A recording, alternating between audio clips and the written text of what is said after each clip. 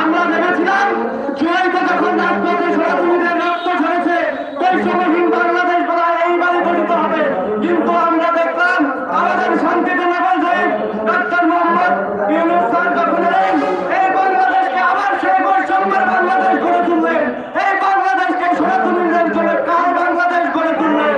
এই বাংলাদেশ আমরা চাই না যে বাংলাদেশের মূল সংস্কার কমিটি গঠন হয়, কিন্তু হিন্দুদের জন্য সনাতনীদের জন্য সংখ্যালঘুদের জন্য কোনো সংস্কার কমিটি গঠন হয় না। উপদেষ্টাদের থেকে আমরা পেলাম যে আমাদের জন্য একটি সংস্কার কমিটি গঠন হবে, আমাদের যে ক্ষয়ক্ষতি হয়েছে সেই ক্ষয়ক্ষতির বদলা হিসেবে আমাদেরকে টাকা হবে, কিন্তু আমাদের সাথে খেলা করা হয়েছে। এই পর্যন্ত যতবার সরকার আমাদের আশ্বাস দিয়েছে আমাদের নিয়ে ফুটবলের মতো আমরা কি খেলার যন্ত্র? এই দেশে আমরা খেলার যন্ত্র হিসাবে বাঁচতে চাই না। আমরা সনাতনীরা বাংলাদেশের স্বাধীনভাবে বাঁচতে চাই, রাজ্য অধিকার নিয়ে বাঁচতে চাই। আমার অধিকার আমাকে ফিরিয়ে দিন। এই রাজপথ আমার রক্তে রঞ্জিত, এই ৭১ আমার রক্তে রঞ্জিত, এই ২৪ জুলাই আমার রক্তে রঞ্জিত, কিন্তু আপনারা আমাদের সাথে প্রহসনের খেলা খেলছেন। আমাদের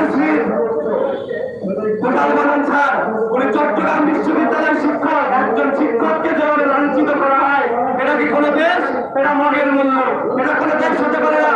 আসুন অসাম্প্রদায়িক দেশ করুন, মানুষকে বাঁচতে দিন, সনাতন সম্প্রদায়কে বাঁচতে দিন, সংখ্যালঘুকে বাঁচতে দিন। ধন্যবাদ সকলকে, সংগ্রামী শুভেচ্ছা।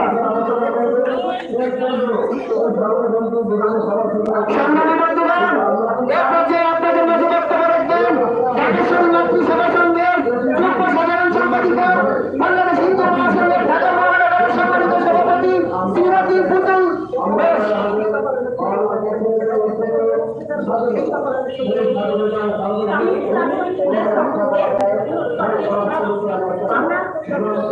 আমরা সম্পর্কে ১৯৪৭ থেকে এখন ২০২৪-এ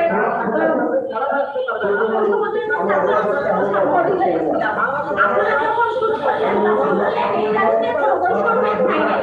আমরা সরকারের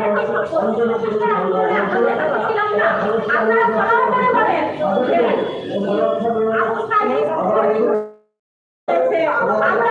শহীদ হয়েছে কখন যদি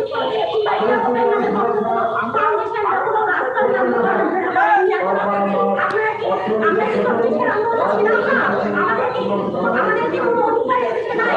আপনারা আমাদের সরকার বা হাসিনা চালান বলেন নাকি অত্যাচারের সময় কি আমরা আসলে নাকি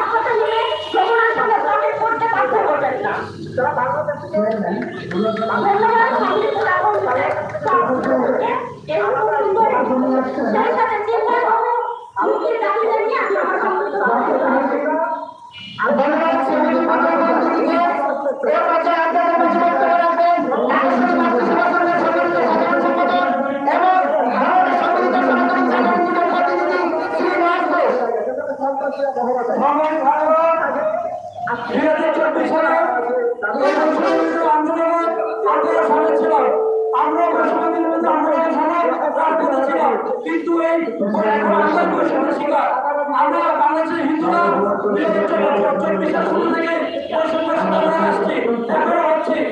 কিছুদিন আগে কি করলেন আপনাদের বাড়ির মধ্যে এরকম হয়েছে, এটা নিয়ে কোনো রকম বক্তব্য হয়নি।